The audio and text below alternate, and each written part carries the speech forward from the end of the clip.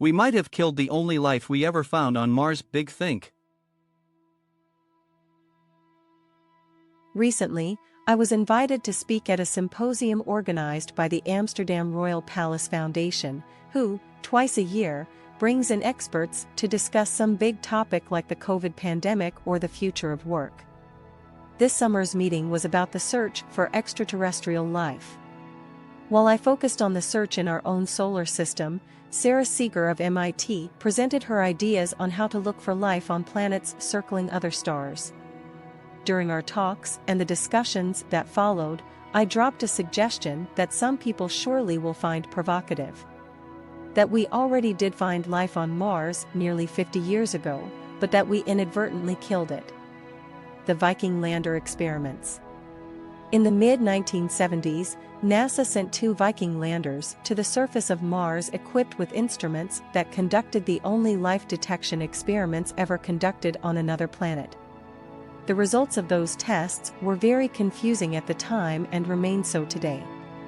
While some of them, particularly the labeled release experiment, which tested for microbial metabolism, and the pyrolytic release experiments, which tested for organic synthesis, were initially positive for life, the gas exchange experiment was not.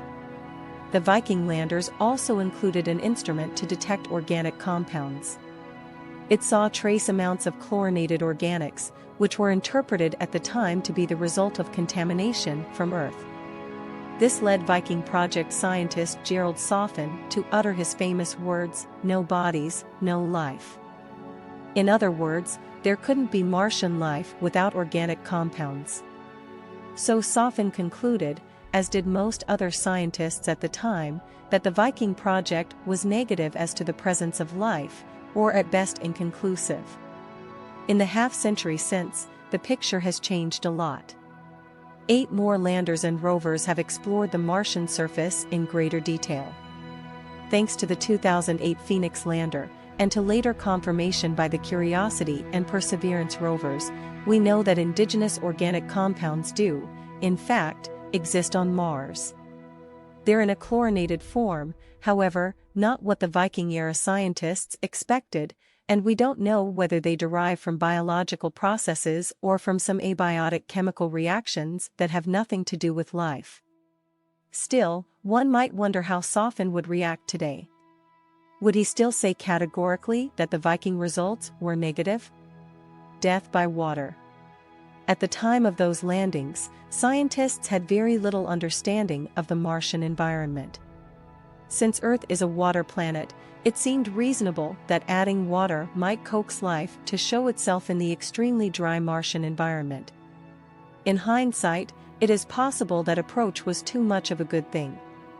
What I and other researchers have learned in extremely dry places on Earth, such as Chile's Atacama Desert, is that there is a gradual progression of life forms as the habitat gets more arid. At the very end of that progression, you find microbes that live entirely within salt rocks. These hardy organisms take advantage of a process we call hygroscopicity, by which certain salts attract water directly from the relative humidity of the air. This is the same process that makes table salt clumpy when you leave it exposed to air. For that reason, the microbes living inside salt rocks in the Atacama do not need any rain at all, just a certain amount of moisture in the atmosphere. Now let's ask what would happen if you poured water over these dry-adapted microbes. Might that overwhelm them? In technical terms, we would say that we were hyperhydrating them, but in simple terms, it would be more like drowning them. It would be as if an alien spaceship were to find you wandering half-dead in the desert, and your would-be saviors decide, humans need water. Let's put the human in the middle of the ocean to save it. That wouldn't work either. Many of the Viking experiments involved applying water to the soil samples, which may explain the puzzling results. Perhaps the putative Martian microbes collected for the labeled release experiments couldn't deal with that amount of water and died off after a while. Most of the runs for the pyrolytic release experiment were conducted under dry conditions, contrary to the other experiments. The first run was positive for life when compared to a control run conducted later, which was designed so that no biology could have been involved. Interestingly, the only run conducted under wet conditions had less of a signal than the control.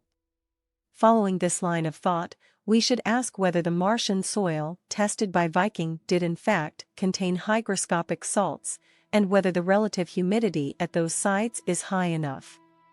The Vikings touched down in the equatorial region of Mars where the salt content of the soil is rather low. But there are a lot of hydrogen peroxide and perchlorates in the soil, and both of those compounds are very hygroscopic. Also, Viking did observe fog on Mars, which means 100% humidity.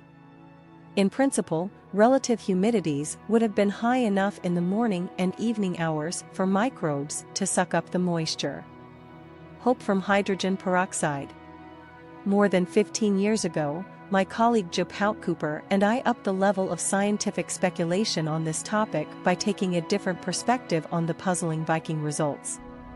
We suggested that microbial life on Mars might have hydrogen peroxide in their cells, an evolutionary adaptation that would allow them to draw water directly from the atmosphere. The mixture would have other advantages, too, such as keeping water liquid at freezing Martian temperatures, preventing the formation of ice crystals that would rupture the cells. While at a high enough concentration, hydrogen peroxide is used for cleaning and sterilization, many microbes in your mouth, like Streptococcus and Lactobacillus, produce hydrogen peroxide naturally, alongside others, like Neisseria sicca and Haemophilus segnes, that use it. The bombardier beetle sprays a 25% hydrogen peroxide solution at anything that bothers it. My point is that hydrogen peroxide is not incompatible with life. If we assume that indigenous Martian life might have adapted to its environment by incorporating hydrogen peroxide into its cells, this could explain the Viking results. The instrument used for detecting organic compounds, called a gas chromatograph mass spectrometer, heated up soil samples prior to analysis. If the Martian cells contained hydrogen peroxide, that would have killed them. Moreover, it would have caused the hydrogen peroxide to react with any organic molecules in the vicinity to form large amounts of carbon dioxide, which is exactly what the instrument detected. A new mission to Mars. As I have argued before, we need a new mission to Mars dedicated primarily to life detection to test this hypothesis and others. It should explore potential habitats on Mars like the Southern Highlands, where life could persist in salt rocks close to the surface.